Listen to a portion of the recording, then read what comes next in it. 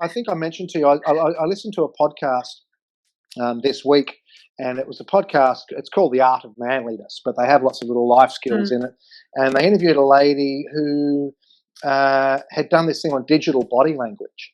And is that something you turn your mind to, or? Yeah, look, digital body language is a wonderful way of talking about simply body language. I mean, whether it's on or off the camera, it's the same, because apart from the fact that I am right now looking straight at the camera. So when I'm listening to you, I'm looking at your face, but when I'm speaking, I look straight down the camera so that the audience is getting more of what I'm saying. Having said that, most of what you do comes across energetically, which means that if I'm tired, for example, I'll change my body language in just a moment. I'm just going to sit back. And if I'm sitting like this, then you get me pulling away from the screen, as opposed to when I'm sitting up, I'm energized, I'm involved. So digital body language, what it really is, I mean, I come from an acting, opera singing background.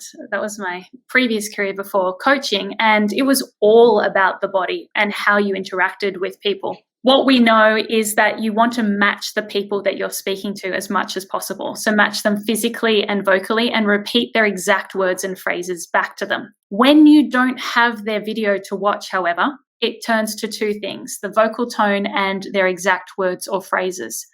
So what is best is to write down their exact words and phrases and repeat them back to that person.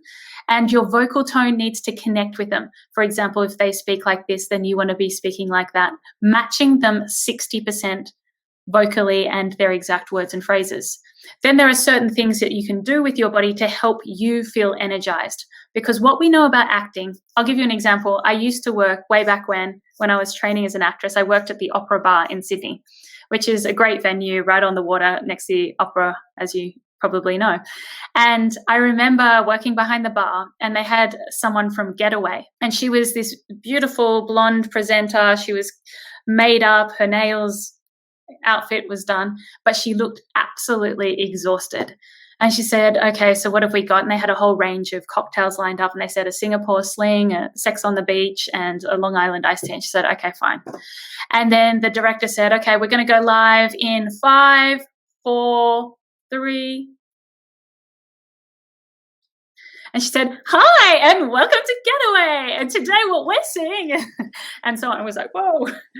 But what she understood is that when you are transversing a screen or a different medium, then you have to put more energy in it. It's still a conversation, but it's a heightened conversation. And That's why when you're on Zoom or when you're doing meetings virtually, it requires more energy.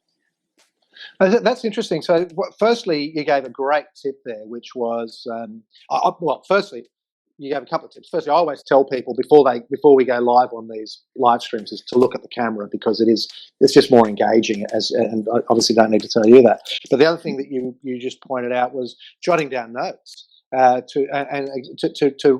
read the words back, because in any communication, mirroring is a way of building trust and empathy and all the rest of it. So that's interesting as well. And what you're saying is you need to have more energy, in a screen situation than in a face-to-face situation. So you need to bring more to it.